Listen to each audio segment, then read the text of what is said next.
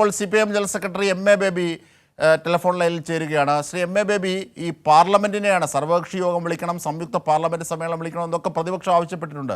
അപ്പോൾ ഏകപക്ഷീയമായി ജനങ്ങളോടൊരു മറുപടി പറയുന്നത് ജനാധിപത്യത്തിൽ ആശാസ്യമായ രീതിയല്ല എന്ന വിമർശനമാണ് താങ്കളുടെ ഫേസ്ബുക്കിൽ കണ്ടത്. എന്തൊക്കെയാണ് കൂടുതൽ കാര്യങ്ങൾ ശ്രീ MA ബേബി?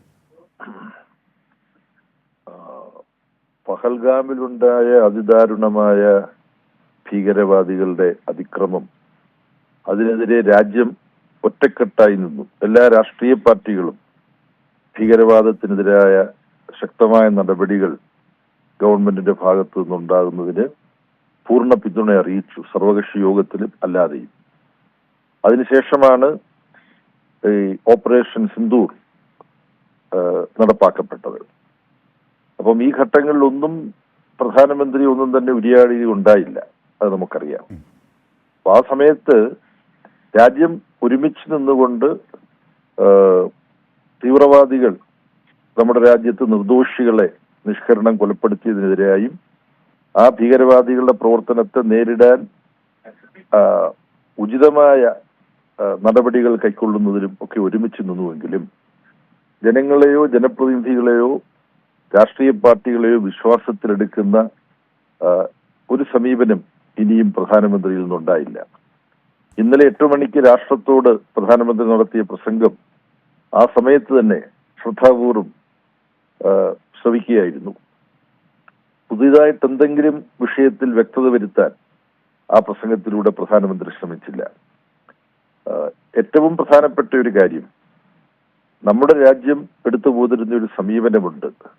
മറ്റു രാജ്യങ്ങളുമായും അയൽ രാജ്യങ്ങളുമായും ഇന്ത്യയുടേതായ പ്രശ്നങ്ങൾ നാം നേരിട്ട് ബന്ധപ്പെട്ട രാജ്യങ്ങളുമായോ അല്ലെങ്കിൽ സാർവദേശീയ സംഘടനകളുമായോ നമ്മൾ ചർച്ച ചെയ്യും. ഒരു മൂന്നാം കക്ഷി ഇടപെടൽ ഉഭയകക്ഷി ബന്ധങ്ങളെ ബാധിച്ചുകൂടാ, മൂന്നാം കക്ഷി ഇടപെടൽ ഒരു വിഷയത്തിൽ ഉണ്ടായിക്കൂടാ എന്ന് നമ്മൾ എടുത്തു പോതിരുന്ന സമീപനം ഇപ്പോൾ ഈ വെടിനിർത്തൽ ഞങ്ങൾ ഇടപെട്ടാണ് വെടിനിർത്തൽ സ്ഥാപിച്ചിരിക്കുന്നത് എന്നുള്ള US പ്രസിഡന്റ് ഡൊണാൾഡ് ട്രംപിന്റെ പ്രഖ്യാപനത്തോടുകൂടി ഒരു സംശയത്തിന്റെ മൂടുപടത്തിന് കീഴിലാണിപ്പോൾ ഇന്ത്യയുടെ സുപരീക്ഷിതമായിട്ടുള്ള നയം, മൂന്നാം കക്ഷി ഇടപെടൽ അനുവദിക്കില്ല എന്നുള്ള നയം ചെന്നെത്തി നിൽക്കുന്നത്.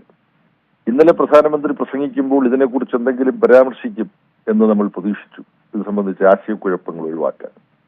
അപ്പൊ അതുകൊണ്ട് പ്രതിപക്ഷ പാർട്ടികൾ ആവർത്തിച്ച് ആവശ്യപ്പെട്ടിട്ടുള്ള കാര്യം, ശ്രീ രാജ്നാഥ് സിംഗ് അധ്യക്ഷനായി കൂടിയ സർവകക്ഷി യോഗത്തിൽ CPMന്റെ പ്രതിനിധിയായി പങ്കെടുത്ത രാജ്യസഭയിലെ നേതാവ് സഖാവ് ജോൺ ബ്രിട്ടാസ് വളരെ ശക്തമായി ഇക്കാര്യം അന്ന് തന്നെ ഉന്നയിച്ചതാണ്. രാഹുൽ ഗാന്ധിയെ പോലെയുള്ള പ്രതിപക്ഷ നേതാക്കന്മാരും ഈ പാർലമെന്റിന്റെ പ്രത്യേക സമ്മേളനം ഇത് സംബന്ധിച്ച് ചർച്ച നടത്താൻ വേണം എന്ന ആവശ്യം ശക്തമായി സർവകക്ഷി യോഗത്തിൽ ഉന്നയിച്ചു. പക്ഷെ അതിനെക്കുറിച്ച് യാതൊരു പ്രതികരണവും ഇനിയും പ്രധാനമന്ത്രിയിൽ നിന്ന് ഇന്ത്യ ഗവൺമെന്റിൽ നിന്നും ഉണ്ടായിട്ടില്ല. അത് സംശയങ്ങൾ വർദ്ധിപ്പിക്കുകയാണ്. ഇങ്ങനെ അതിർത്തിയിൽ ഗൗരവമുള്ള ഒരു പ്രശ്നം നിലനിൽക്കുമ്പോൾ രാജ്യത്തെ രാഷ്ട്രീയ പാർട്ടികളുടെയും ജനപ്രതിനിധികളുടെയും രാജ്യത്തെ ജനങ്ങളുടെ ആകെയും ആശങ്കകൾ ദൂരീകരിക്കുന്ന ഒരു തുറന്ന സമീപനം പ്രധാനമന്ത്രിയിൽ നിന്ന് ഇനിയും ഉണ്ടാവാത്തത് ദുഃഖകരമാണ്. പാർലമെന്റിന്റെ അടിയന്തര സമ്മേളനം വിളിച്ചു ചേർക്കാൻ എന്തുകൊണ്ട് പ്രധാനമന്ത്രി വിമുഖത കാണിക്കുന്നു എന്നുള്ളത് ഒരുപാട് സംശയങ്ങളും ചോദ്യങ്ങളും ഉയർത്തുന്നുണ്ട്.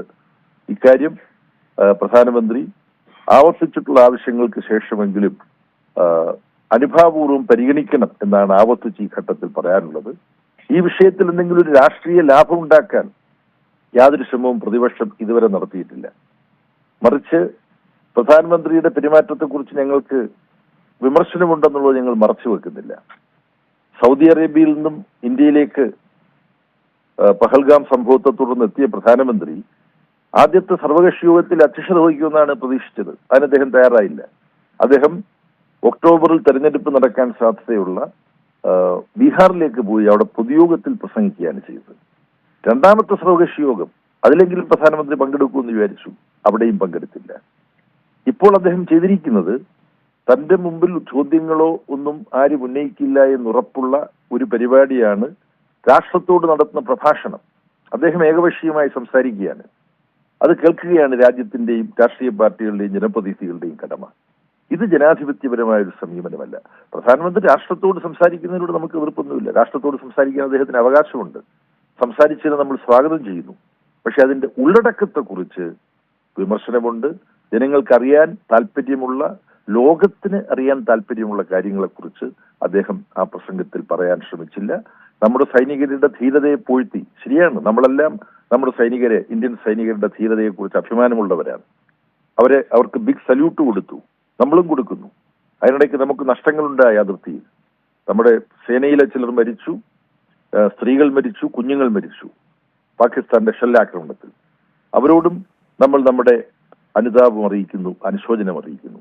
പക്ഷേ ഇതിൽ മൂന്നാം കക്ഷി ഇടപെടൽ ഉണ്ടായിട്ടുണ്ടോ? ഡൊണാൾഡ് ട്രംപ് പറഞ്ഞത് ശരിയാണോ? ഇക്കാര്യങ്ങൾ വിശദീകരിക്കണം. പഹൽഗാമിൽ സുരക്ഷാ വീഴ്ച ഉണ്ടായിട്ടുണ്ടോ തുടങ്ങിയ മറ്റ് ഗൗരവമുള്ള പ്രശ്നങ്ങളുമുണ്ട്. അതുകൊണ്ട് ചുരുക്കി പറഞ്ഞാൽ പാർലമെന്റിന്റെ അടിയന്തര സമ്മേളനം വിളിക്കുകയാണ് പ്രധാനമന്ത്രി ചെയ്യേണ്ടത്. അതിൽ അദ്ദേഹം പാലിക്കുന്ന നിശബ്ദത, അക്കാര്യത്തിൽ അദ്ദേഹം പിന്തുടരുന്ന നിസ്സംഗത, ഇത് രണ്ടും സംശയാസ്പദമാണ്, വിമർശിക്കപ്പെടേണ്ടതാണ്. തീർച്ചയായും ഈ ഷിംല കരാറിൻ്റെ ലംഘനം ഉണ്ടായിട്ടുണ്ട്. അത് മാത്രമല്ല, പ്രധാനമന്ത്രിയുടെ ഈ ഒളിച്ചുകളി, ഒരു വൺ വേ ട്രാഫിക് സ്റ്റൈലിലുള്ള ജനാധിപത്യത്തെ കൊണ്ടുപോകാനുള്ള ശ്രമം, ഇതൊക്കെ വിമർശിക്കപ്പെടേണ്ടത്. അതോടൊപ്പം തന്നെ അതിർത്തിയിൽ മരിച്ചു വീണവർ, അവരുടെ കുടുംബങ്ങൾ, അവർക്ക് വേണ്ട ഒരു ട്രിബ്യൂട്ട് പ്രധാനമന്ത്രിയുടെ വാക്കുകൾ ഉണ്ടായിരുന്നു. ശ്രീ എം എ ബേബി, അദ്ദേഹത്തിന്റെ പ്രസംഗത്തിൽ അദ്ദേഹം കൂടുതലും സൈനികരെ കുറിച്ചാണ് സംസാരിച്ചത്. ഈ നമ്മുടെ പക്ഷത്തു നിന്നുണ്ടായ നഷ്ടങ്ങളെക്കുറിച്ച് അദ്ദേഹം പരാമർശിക്കാതിരുന്നത് ഈ ടെററിസ്റ്റുകൾ, തീവ്രവാദികളുടെ താവളങ്ങളും പരിശീലന കേന്ദ്രങ്ങളും ലക്ഷ്യം വെച്ച് ഇന്ത്യ നടത്തിയിട്ടുള്ള ഇടപെടൽ, അതിന്റെ വിജയത്തെക്കുറിച്ച് പറയുന്നതിനിടയ്ക്ക് നമ്മുടെ ഭാഗത്തും നഷ്ടങ്ങളുണ്ടായി എന്നുള്ളത് സമ്മതിക്കുന്നത് ഒരു പോരായ്മയാണ് എന്ന് അദ്ദേഹത്തിന് തോന്നിയത് കൊണ്ടാണോ എന്തോ അദ്ദേഹം അതിനെക്കുറിച്ച് അങ്ങനെ കാര്യമായൊരു പരാമർശം നടത്തിയില്ല എന്നതും എല്ലാവരും ശ്രദ്ധിച്ച കാര്യമാണ്. തീർച്ചയായും വളരെ നന്ദി Shri M A baby, CPIM general secretary.